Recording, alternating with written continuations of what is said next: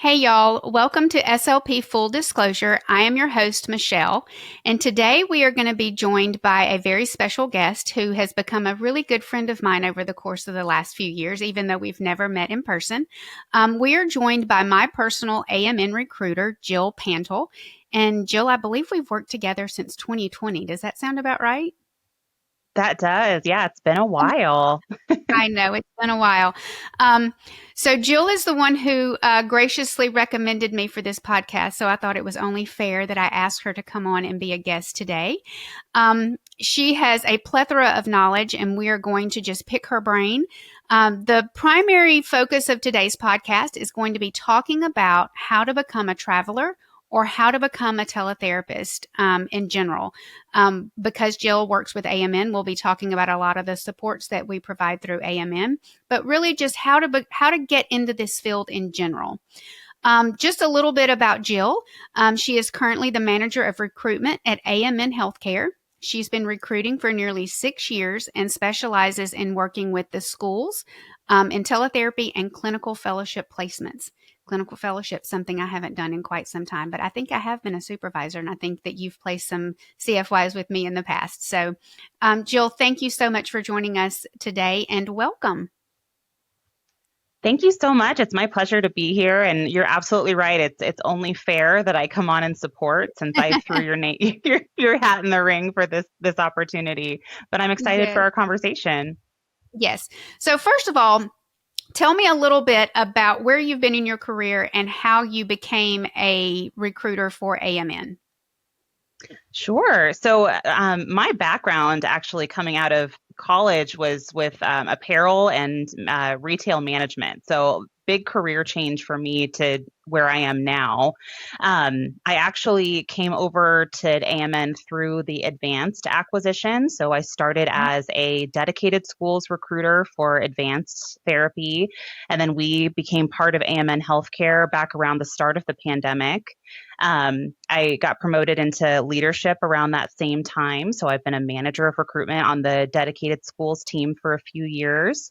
But yeah, over the course of these 6 years, my focus has been very heavily on, like Michelle said, the school space. I work a lot with new grads, clinical fellows. I love doing, interaction with university groups and cohorts, kind of talking about the support systems that we're able to offer. But yeah, I think this is going to be a really exciting conversation to talk about, something that can be kind of daunting, taking the first step into contract work, travel, teletherapy, whatever it may be. Yes, it's very intimidating. I know I have talked a little bit on my previous podcast that prior to working with you, I worked with Elle, again with Advanced.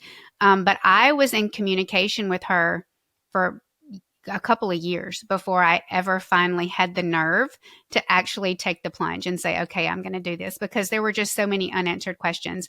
Um, as a recruiter, when you're speaking to those new grads, when you're speaking to the CFYs, or even someone in my position who was a seasoned speech pathologist and had many years under her belt, where do you tell them to begin? How do you get started in this career to become a travel therapist or a teletherapist? I think the best first step is to kind of do your research and don't be afraid to ask questions. There's lots of great options out there as far as exploring Facebook groups or, Indeed, LinkedIn. You can find out a lot of information through there and your own network. I mean, there's a good chance coming out of a graduating cohort that there's people in your class or in, classes prior to yours that have interacted with an agency or done travel for their clinical fellowship, so you can use those people as resources as well. So once you make contact with someone who's interested, what is your role? What is your initial role as a recruiter? Yeah, I mean, I think the most important role of a recruiter is to be a support in whatever way that means for that specific clinician. If it's just answering questions for someone who is maybe not quite ready to make a change or is a year or two away from graduation, we can do that. I the analogy that I love to use is that as the recruiter, I'm like the GPS and the clinician is the driver. So I'm there to provide information, make all options that are available to you known to you so that you can make Mhm. an educated decision about what the best choice is for you, whether that be a local contract, perm job, teletherapy, travel therapy, whatever that might look like for you. Yeah, and you just listed a lot of different things that I think probably a lot of people are not even aware that are available. The local contracts that you can live, especially if you live in these larger metropolitan areas, there are opportunities where you don't have to actually leave your home.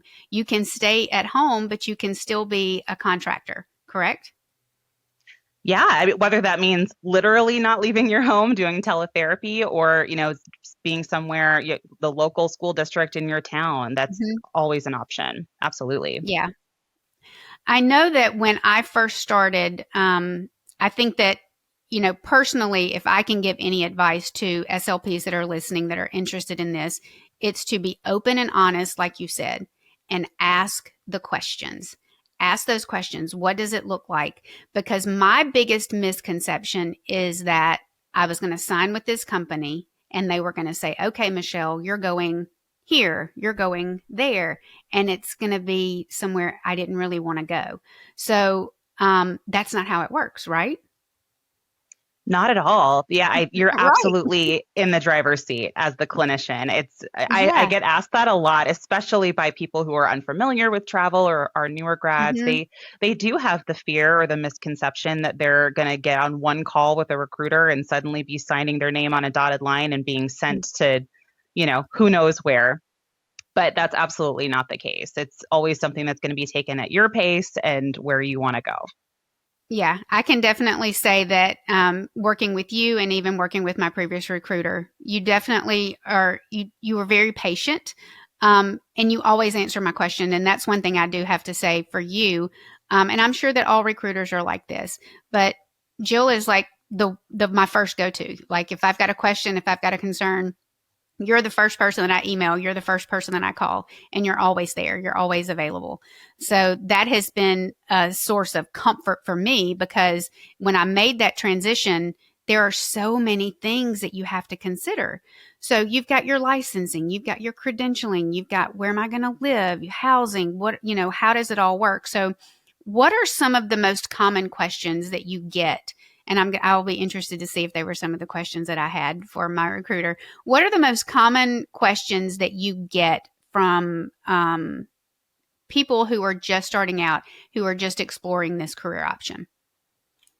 Yeah, I mean, I do think that there are a lot of logistical questions. So things like Hmm. W-2 versus 1099, PTO, how does pay work? Especially on a travel contract when you're looking at earning those stipends, that can be a whole, Hmm. confusing thing in and of Yes, itself.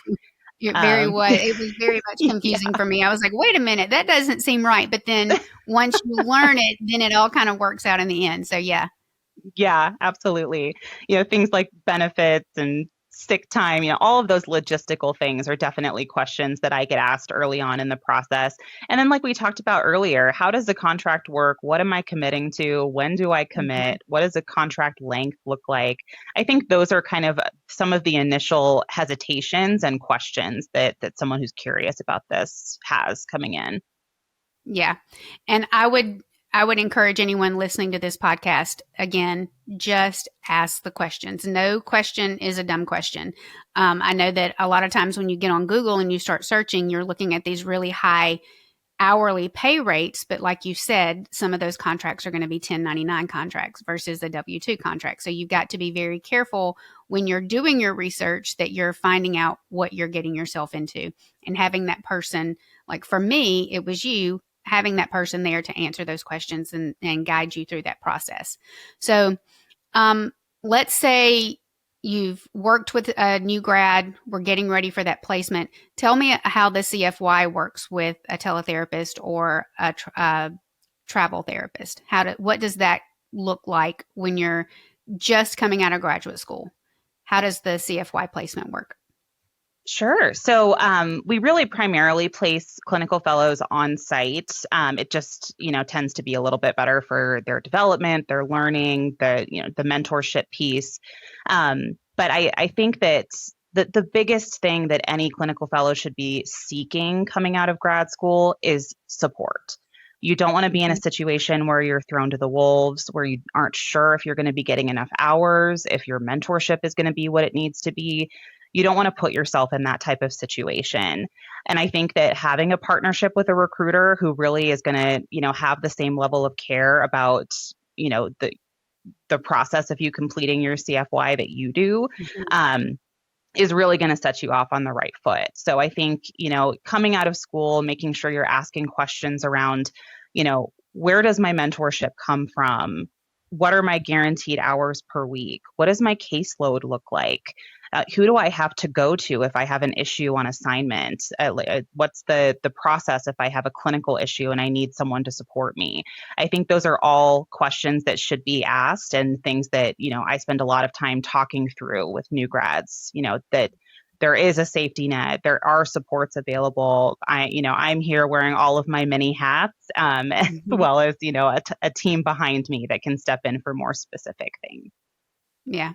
I know that CFY year can be very daunting and it can be very scary. So making sure that you have someone like you who has that background and who understands all of the criteria and everything that has to be met and not just throwing a new grad out there to the wolves without that support. I think that's super important. Yeah.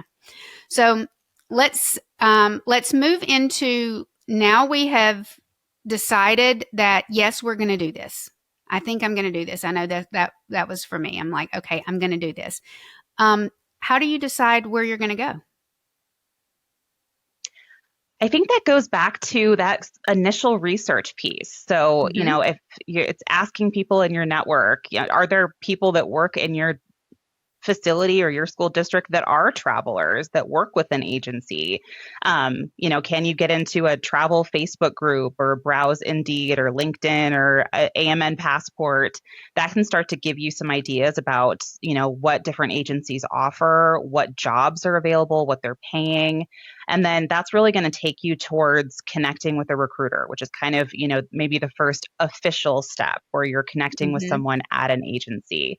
And that person is really just going to be a liaison for you, someone who's going to be able to answer your questions, talk to you about what positions are available, what the job market looks like, Hmm. someone who's going to be candid with you about, is what you're looking for feasible? It's really going to be the person who kind of helps you take the first steps on your path towards whether it be, travel, teletherapy, whatever you're looking for. Right. And I think understanding that as the therapist, as the clinician, you kind of tell your recruiter, "Hey, I would kind of like to go to the Northeast, or I would like to go out west, or I would like to go south. I would like to go here. I would like to go there." And that's something that I had no idea because I remember when I finally said, "I'm going to do this. Now, where am I going to go?" And she said, "Well, you tell me kind of where you want to go, and then I will let you know what the job market is like in that area." So that is how I ended up in Baltimore, Maryland, because I had never been to the Northeast a lot and I wanted to explore that area. And it turned out to be an amazing experience for me. So just understanding that just opening that conversation, and I think a lot of times people are a little intimidated to have that conversation, like you said. Making that initial contact with a recruiter doesn't mean that you're signing your name on the dotted line. Write down all of your questions, see what that company has to offer, whether it's AMN or another company, what kind of supports. I think that that's the most important thing. What supports are available within that company, because that is going to make or break you. Because once you're out there and you're working, you've got to have a team of people behind you to support you. And definitely with AMN, I know that we have that. So, what are some of the other supports that AMN offers their teletherapists or their contractors other than just the CFY? Yeah, absolutely. So I think one of the biggest things and one of the things that people worry about going in is the license process and the credentialing Mhm. process. Obviously, and unfortunately, a state license has to be held for any state that you're going to work in, Mhm. even if you're just a short-term traveler. So one of the supports that we have is we have a licensed team and a credentialing team of people that are going to walk you through the application process. They're going to reimburse you for any fees that are associated with it. State license varies so much that it can be very daunting to get onto a state license board website and start looking at all of the things that you have to gather to apply for another state license. So we do have a support there. I think that's super important to kind of have someone who's going to monitor that process for you. We also have Definitely. our clinical team. So they're, internal clinicians who work inside AMN who are there to step in for more clinical issues. So if you're having an issue with a student or a patient or an interpersonal issue in your assignment, or even just needing some help with documentation or time management, there are going to be people who are available to you to kind of talk through issues because they've been there. I can help a lot with things like that, but at the end of the day, I'm not a clinician, so I can't necessarily offer the best support in situations like that. So we have the clinical team to lean on. Yeah. And I know that one thing that you did for me that was so amazing was you introduced me to other SLPs that were in the same contract where I was. And that's how I Yeah. made one of my great friends, Caitlin. She lives in Houston, Texas. She had just started in the district where I was working just a few weeks prior, and you connected us. And so you were kind of that bridge to kind of help, foster some of those relationships. And so that's been amazing. And she and I have remained friends to this day. So it's been great. Yeah, and that Um, can be a huge source of comfort for someone mhm. who is a new traveler and especially a new grad, someone who's younger coming out of school, leaving friends or family, having the ability to connect with other contractors within an area or even within your school district can really Right. kind of ease some of the stress of all of the newness. Yeah. I think that the biggest support and the biggest thing that I take away from what you just said was the credentialing and the licensing, because you and I went Mhm. through some credentialing hiccups in the past couple of years with the state where I work, and it was a year-long process. And I can assure you there's no way I could have done it if I did not have that support from the team at AMN that were like, okay, let's follow up. Let's do this. Have you done this? Have you done this? And just led me every single step of the way to get that taken care of. So that was a huge help.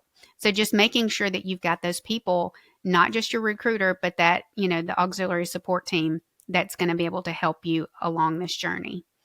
Um, let's talk about, you said something a minute ago. You said, just having, we've got the clinical support team within AMN, which most companies do, that can help with that clinical side of it. What happens, and I know this thought came to my mind when I first made the jump. What happens, and what if, you know what I'm going to say, what if you get to an assignment and it just turns out to not be a good fit for you? Um, Maybe it's just the caseload is super high. Maybe it's, like you said, personal relationships within that site. What happens if it's just not a good fit? Are you stuck for that 9 months or however long that contract is? What happens then? Well, there's always a way out. Most of our contracts ask that you give 30 days professional notice. But I think that, it's a situation where your relationship with your recruiter is really going to be so paramount. It's really your recruiter's job to be your advocate. And, Mhm. if you go to your recruiter in a situation like that, like you said, whether it's something specific about the job or maybe just life happened and you need to move back to where you lived before, whatever happens. Um, Getting in touch with your recruiter and having that like game plan moment is going to be so important because we can really, start to put wheels in motion to shift gears, find you something different, shift you to teletherapy, Yes. or move you back to the area that you lived before. Whatever that need looks like for you, your recruiter is going to be the person who can help you navigate that. So yeah, you're absolutely not stuck, and that relationship that you've built and that transparency that you've built with your recruiter is going to really help smooth a situation like that. Yeah, and that happened with me, as you know, because family changes, life happens, and I needed to get back from the Northeast back to Mississippi to help care for my elderly mother. And I think I called you on a Wednesday and just asked, "Hey, is this a possibility?" And on Friday, we had a contract. And on Sunday, I was flying across the country and then getting everything taken care of. And within 3 weeks, 4 weeks, I had moved back home and was able to take care of my mom. So, um, that's what I want people to understand that are listening to this podcast is that you are you are the driver in this boat, and you're just because you sign a contract doesn't mean that you're stuck. You've got people there that can support you, like your recruiter, because the recruiter, to me, your job is the most important job because you are that person that has that information about that can put you in contact with whoever you need to be in contact with, whether it's licensing, credentialing, support from other clinicians, and that sort of thing. So, thank you. Thank you. Thank you from the bottom of my heart for everything that you've done for me because it's been amazing. And this relationship is one that has been going on for several years now. And I know that I can always call on you and count on you to be there and answer my questions and just listen. I think we had a conversation not long ago that I was like, okay. And I just needed to vent for a minute. And then we just moved right on.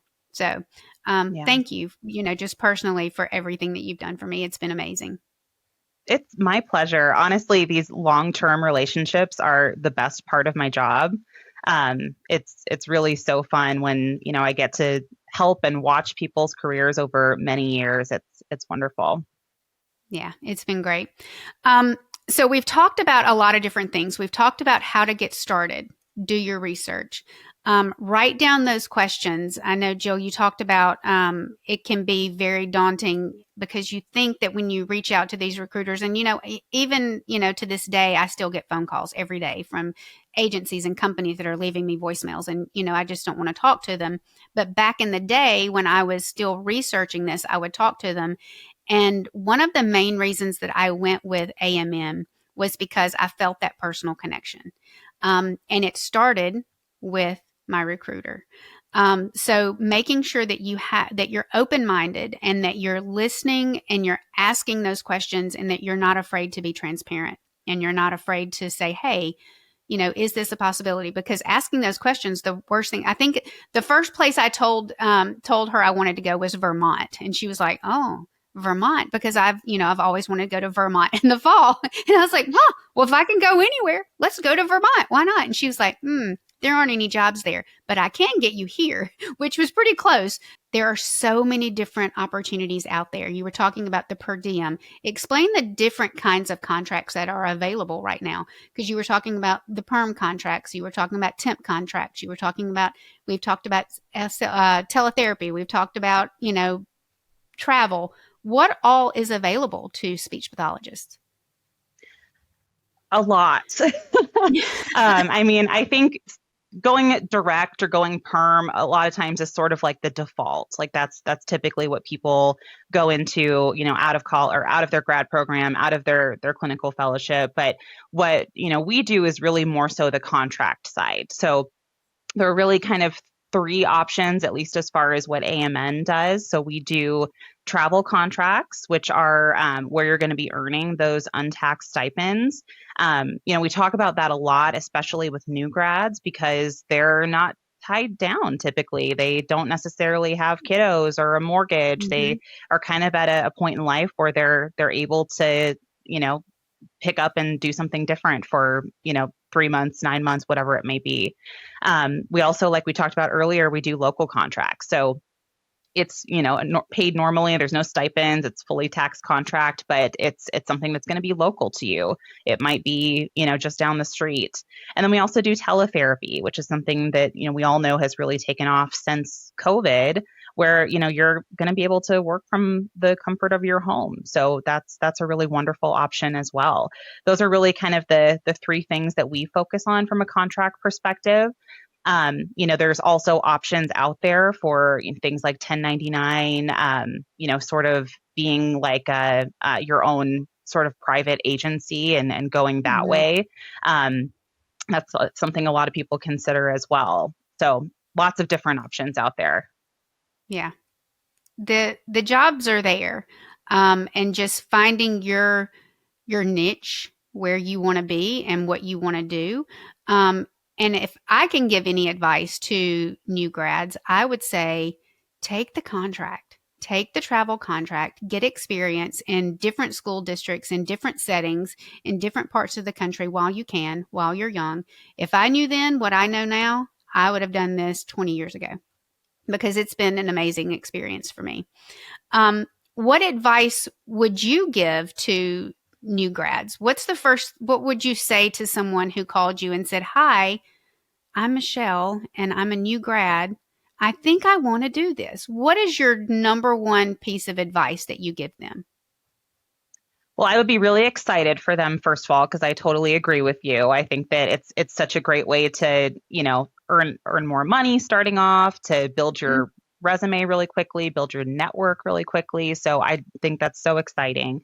But I think the best piece of advice is just to ask questions, and the same expectations of asking questions and having transparency that we talk about, having with your recruiter. It's a two-way street. So I mhm. would say that you should have that expectation of your recruiter as well, that it's someone who's going to be honest with you, be direct with you, be transparent with you, and really support you on those first steps of your journey. Someone that you're not afraid to go to and ask questions, even if you feel like it's a dumb question. And, write questions down. Think about what you are looking for when it comes to support, caseload, pay, benefits. Like, what are you ideally hoping to find? And shoot for the moon. Like, I always start my conversations with someone who's going into their clinical fellowship asking, what does their dream clinical fellowship look like? What is the Right. setting? What's the caseload? Where is it located? And then I'm in the position where I can be honest with you about, can I help you with that? What's the likelihood of that? And I can Hmm. kind of help direct you towards the best thing that we can accomplish as far as your goals go. Yeah, that's awesome. Well, Jill, thank you so much for joining us today. We've talked about a lot of information, and I hope that this, if nothing else, I hope that this podcast sparks interest and sparks those new clinicians. And even if you're not a new clinician and you're like me and you'd been practicing for over 20 years before I made this transition, it was like a new career for me. You talked about moving and having a big career change. It was pretty much a career change for me. It was the same setting, it was in the school setting, but I mean, it was a lot. It was a lot to learn, and there was a lot of new information out there. And I've said it before and I'll say it again. It was the best decision that I ever made for my career. I think I'm a better therapist for it. I think I have, I've talked about being an introvert. I think that I have had to really open myself up to developing relationships and friendships with people like you, that I've never met in person. The first time I ever met you or ever saw you, I didn't even know what you looked like. But I mean, I know how to get in touch with you. I know your email address and your phone number, like on the top of my head. So, um, just I have it. There's so much growth that can happen. I know for me, I had gotten in a rut in my career. I've talked about that before. Um, I didn't have that love for my job anymore.